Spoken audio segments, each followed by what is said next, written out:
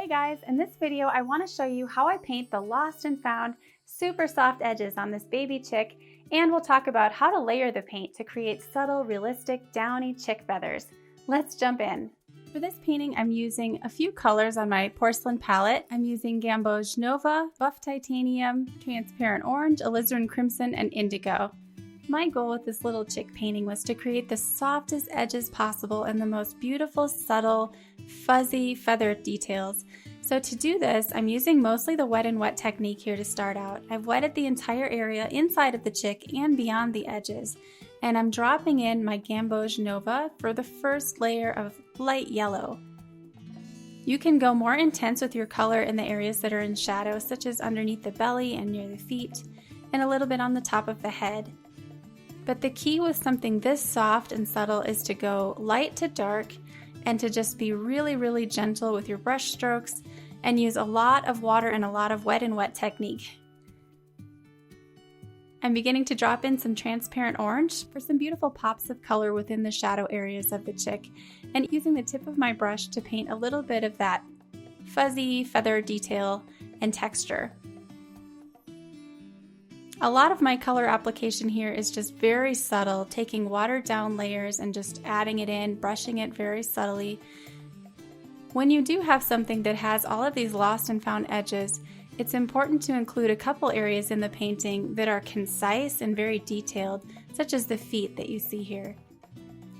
For the shadow area beneath the beak, I'm using a watered down combination of alizarin crimson and indigo, and then letting the transparent orange just blend into that on the paper without touching it.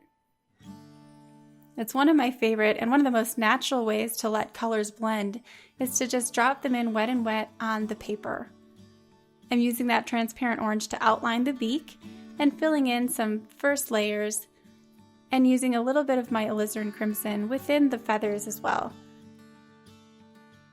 To create good color harmony within your painting, you want to make sure that you're including some of those colors a little bit everywhere over the painting, so I'm adding a little bit of that purple in the shadow shapes on the belly as well. Just going a little more intense with my transparent orange. And now is the time, as it begins to dry, when you can start adding some of those downy feather details. I'm using a size 8 quill brush, and it's so soft and you can get the point so sharp that you can paint these tiny details really easily, even though it's a fairly large brush.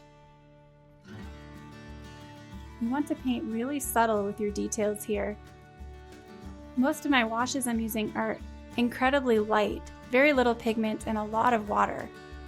But because the paint is quality and it's transparent, every single layer, no matter how light, is showing up just enough. I'm using the very tip of my round brush to paint in the eye details, using my indigo, and then outlining the features of the eyes with a combination of yellow ochre and a little bit of indigo to make it slightly more brown. Make sure that you include highlights in the eyes if you want them to look extra realistic. Of course, the focal point in this painting is going to be the eyes and the beak. That's immediately where our eye is drawn as the viewer, so this is where I'm slowing down and adding the most detail. I really want to get the details right. The perspective of the beak facing forward is a little bit tricky, so make sure you're studying your reference photo just to get your values correct. Before we go to the next part of the video, I just want to let you guys know that this tutorial is available in real time. Just head over to emilyolsonart.com where you can access all of my fully narrated real-time tutorials for just a small amount per month. I also include a sketch and reference photo with those tutorials, as well as a list of all the supplies I use so that you can follow the exact steps to paint along with me. With the Fearless Artist membership, you have access to my Watercolor Jumpstart video course, which is the perfect place to start if you're brand new to watercolor. There's also a series of 20-minute tutorials that will help sharpen your skills and give you delightful, frame-worthy little wins in your watercolor journey. And join our private Facebook group where you can share all of your amazing artwork and get feedback from other artists. I'll leave a link in the description below where you can see all the tutorials that are currently available, and I'm adding more every month. All right, let's get back to the video. I'm using subtle watered down hints of alizarin crimson and transparent orange to paint those pinks and oranges within the beak.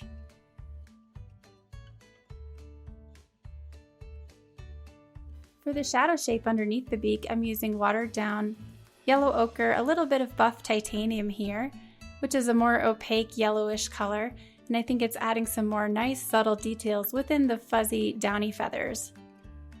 As the surface begins to dry, you can start to use the wet on dry technique, which is when your paper is dry and your paint is wet and you're applying it and it will stay put. That's the beauty of using this technique for details like these tiny little feathers above the eyes.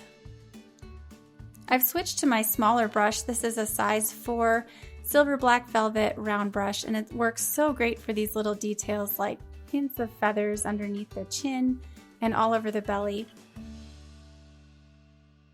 There's still too much white, I think, in the center of our bird, so we're going to go in with more detail and just gradually build up the layers. That's what I'm doing here. I'm just adding buff titanium, yellow ochre, transparent orange, just watered down combinations of all these colors on my palette. I'm looking carefully at my reference photo to make sure that my brush strokes are going in the direction that I see the feathers growing. You don't want to go too dark with any of these little feathers. It can ruin the whole effect of being subtle and fuzzy. So make sure that your brush strokes are really light and that you're just building up your layers super gradually with very light washes. If you're not sure about the value, you can use a test sheet and test it on a scrap piece of paper before placing it on your finished painting.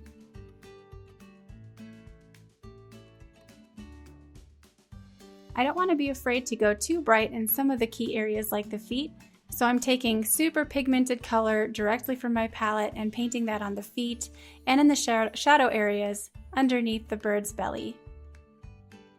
With the toes, I'm using yellow ochre and transparent orange, and while this is very bright in color, I'm painting fairly loosely and quickly, kind of offsetting the realism that you see in the chick's little face.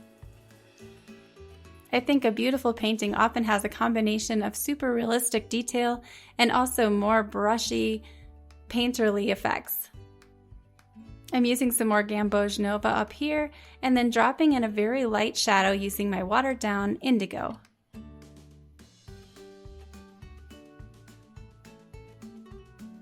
You can smooth it out by softening the edges with a different brush.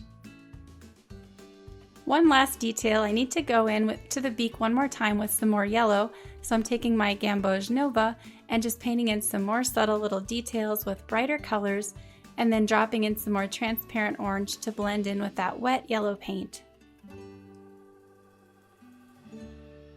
Take your time on these details. Again, when it's the focal point, you really want to spend the most time there and make sure that you're not missing any of those details.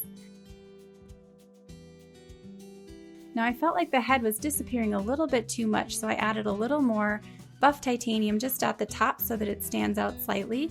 I'm intensifying the shadow beneath the beak and just bringing in a few more key details. And where there's the little thigh on the side of our chicken, I'm adding one more light shadow and a few more details around the claws. I think it's helpful to add brush strokes that are maybe going in different directions, like on the claws here, just to make it look more realistic and more beautiful.